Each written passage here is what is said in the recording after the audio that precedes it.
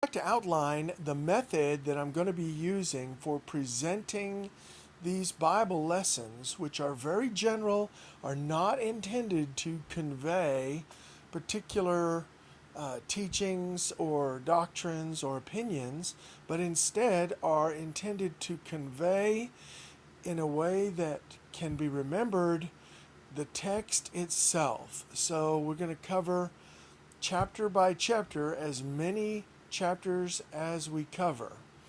There will be a system of selecting the chapters and selecting the books of the Bible, which will be covered first and subsequently. There are four sections in the Old Testament and in the New Testament.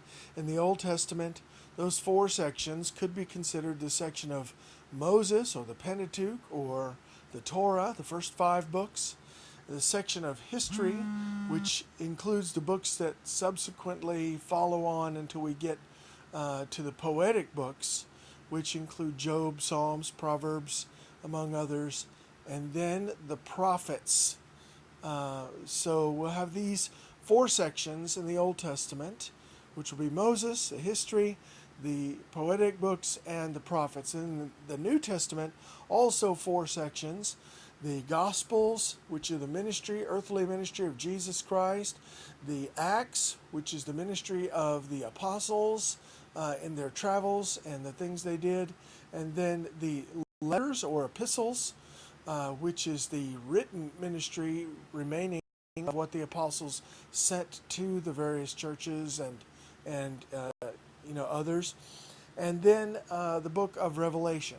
So these are 8 total sections, 4 in the Old, 4 in the New, and in general terms, we will probably be picking one chapter out of each section at a time until it suffices, or until we do them all. There are, I think, 1,189 chapters, and but I don't necessarily think that we'll be doing them all, and certainly not all are going to be done in sequence. We're going to pick out what I consider to be some high priority chapters. I am using this as a template for teaching my kids, but this is definitely adult level Bible education for most adults. As I said, it will primarily be just the text. And here's the format that we will follow. I've made a mnemonic for it called Spring Sprawlers. This mnemonic is to help me, and perhaps you, remember at least a wide variety of options to cover in each lesson time. The reason this is so large is because it may end up being a template for homeschooling based upon the Bible. I'm considering to homeschool, or at least being more serious about creating an after-school program for my own kids, or a summertime program, as now summer is just beginning. So, and here's how and it also should be somewhat the sequence of our lesson times. So again, the mnemonic is Spring Sprawlers, and first we have sing. So I will try to open each time with a brief song, just to kind of get the kids' attention, get it in the mood and everything. And then I will offer, because these are for children, in my case, I certainly think that for adults there should be prayer before reading the Bible and studying, of various lengths, sometimes extended prayer time, of course. But for kids, it'll be a generic prayer, very generic, that will even encompass those who have not yet decided to become a believer in Jesus Christ. So a generic prayer at the opening. Then the idea is to read a Bible chapter. If there are 8 potential sections in the Bible, then this could be used as a week-long template of 4 days to select from perhaps 2 in the Old, 2 in the New, or perhaps one Moses book, one history book, one poetic book, and something out of the New Testament. So there's a variety of ways you could build something based upon 4 lessons per week. You could also, of course, build it on 8 lessons per week. And then the next thing here for interactive interrogatories, that's basically just these questions: who, what, when, where, why, and how.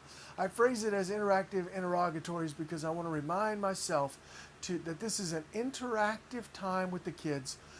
It's questions and answers, and I let them participate in creating the questions as well. Just a time to really think about what the chapter said.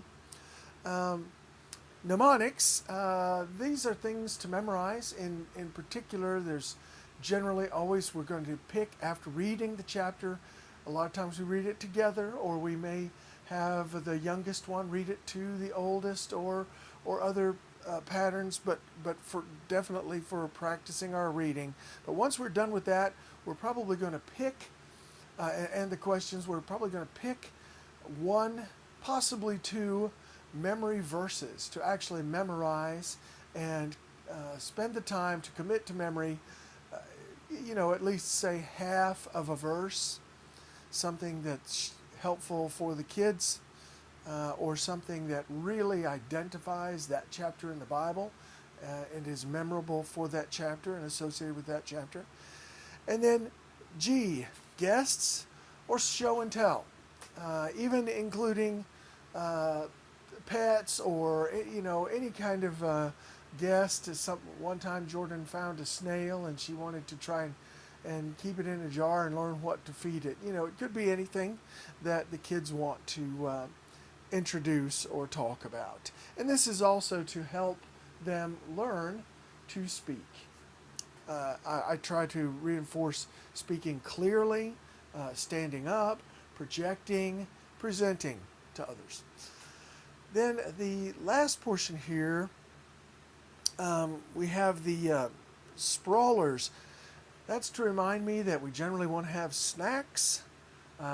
P is for something physical, play of some sort, a game, getting outside.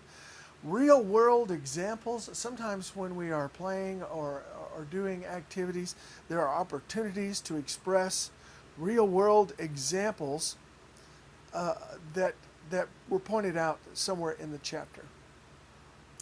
I have here A for academics. Is this to remind me that I may want to branch off of that Bible chapter, that Bible lesson, into a number of homeschool type studies? And I have here another acronym that I remember as SHARK. And it's got each letter is repeated 3 times. This is to help me just as to remember things like social studies, science, self-care. And these, I don't try to maintain these as the same reminders each time. They're just letters for all practical purposes. History, humanities, habits of character, and then things like archaeology, art, ancestry, a variety of things you can put there. The 3 R's are, long-standing joke: reading, writing, and arithmetic, just to help me remember to cover those materials. And C for character, chemistry, culture. You can use them for whatever you want, but it's just a reminder of all the things that might be brushed across in a chapter of the Bible that could then be expanded into any kind of a science field trip or whatever you would like. Now then we have the next section here, writing. I found my kids really like to write, and actually it's very therapeutic to write. Sometimes I like to just write notes and journaling, but sometimes I really like to write in a way that makes things pretty. By the way, oftentimes for one of those C's up there, I use the word calligraphy. Sometimes we may want to make a Bible verse into an art project and actually try to write a pretty piece of art that maybe we can put on the fridge or even frame. But anyway, for writing, I found that the kids love to write down the words, and it's good practice for everyone and therapy for adults. Look up races. I found that a lot of people do not know how to use a physical, actual concordance. And even though we have so many great tools you'll see me use online for using the Bible, a physical concordance is still an invaluable and irreplaceable tool. For example, with a concordance, you can look up an important word and very quickly scan through the entire text of the Bible, every verse that includes that word. That can be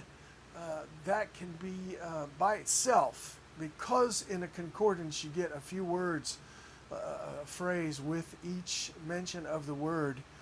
Those of us who've read the Bible a number of times can remember what those verses were saying, or if we don't actually remember them, it could be that we realized we weren't paying attention when that word was used. Concordances and how to use them will help kids learn how to look up things in all kinds of resources, dictionaries, encyclopedias. If they can look things up and use a concordance, then they can certainly use a dictionary and encyclopedia and a variety of other tools. Certainly when I was a kid, we also had Bible lookup races. Now, things are very different. Most of the time people have the Bible on their phones, and I use the Bible mostly on my phone. However, I do think that it's good to teach kids how to use a book and to make sure that they have one. And by one, I mean several Bibles, probably different translations. We will be using primarily King James and World English Bible.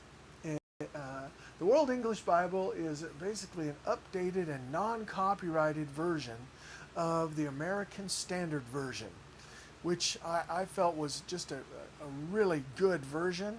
I think it was 1901 version, a very good version, and the World English Bible updates that in a way that I can easily use without consideration for copyrights in these lessons. So then we also have emergency preparedness. I think there's a whole range of things that can be covered, from what's in your pantry to what kind of tools you have, to what's in your vehicle. There's just so many things that can be covered under this. A lot of important, valuable learning here.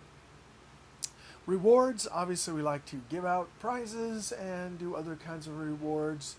Hopefully sometimes ending the lesson is not its own reward. Now these lessons can be done in a really brief way, and that brief way would boil simply down to picking a chapter out of the Bible. Read, of course you're probably selecting a book quickly first, then picking a chapter, and then reading the chapter together, and then doing a memory verse. And if that's all you do, that is outstanding and can easily be done in 20 minutes. So these are for more expanded things, but yes, I like to give rewards to the kids. They appreciate even small things. One family did a sheet of stars. I think it was 5 by 5, so they would have 25 slots for stars, something like that. And as the children did positive things, they would get to put a sticker on the card. I think that's a great way of doing it, and then you can translate the filled up card into anything you want, you know, $5, whatever might make your kids happy. And then social events, which I actually remember this part of the mnemonic as sign-ups and scavenger hunts. And the reason why is because at the end of the time, sometimes you may want to, it depends, this could actually be used to teach a class that includes more than just your own kids. And if you're teaching adults, and adults would then be, of course, simply using this, that you wouldn't necessarily need a teacher per se, but a facilitator to walk people through a process of covering material. But for adults or kids, there may be at the end of the time the need to sign up, to register for some future event, to notify people via announcements of social events coming up. or you may at that time be departing for a field trip or a scavenger hunt or even a trip to the grocery store that somehow connects to the contents of the chapter.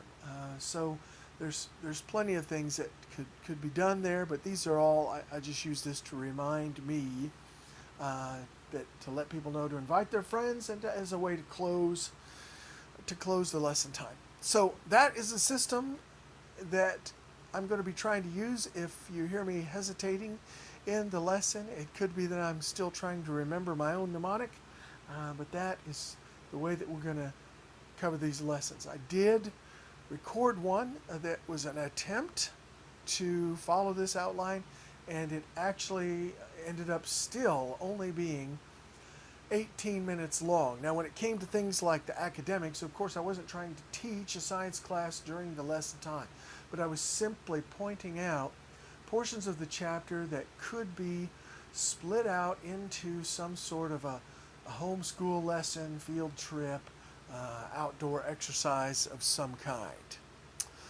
So hopefully that will be of help to anyone who uses these lessons. Again, I do want to emphasize, I will not be attempting to interpret the Bible. Generally speaking, my thought right now is that I will not be attempting to interpret the Bible or do too much opinion or editorial on the Bible whatsoever. My general goal is to cover the text. I feel like that among children and adults, definitely among adults and certainly children as well, that just having a familiarity of the text, in fact, almost everyone feels like they have some familiarity with the text, which is by and large tremendous self-deception. So part of the goal of these lessons will be to break down that self-deception and really help someone understand what even a general concept of what's in the text would entail. I don't want to give examples or make this too long, but that's it. There we go. I may offer some other explanatory videos. My intention is to limit those. Intros and outros on the videos may be brief or missing.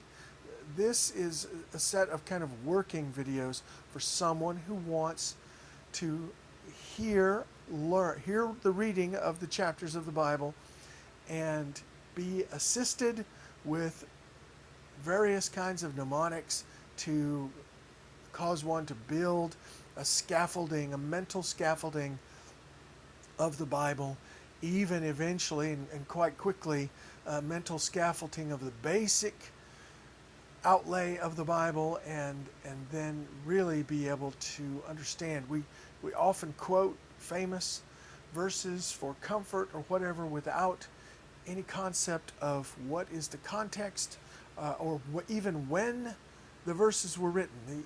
The Bible spans, in my view, a period of likely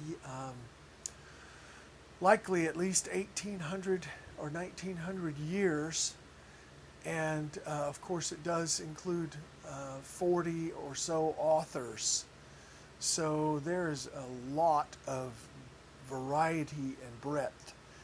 And I hope to help us all become familiar with that and open the doors for our own enjoyment of the Lord in His Word. Thanks for watching, and I hope you enjoy what's to come.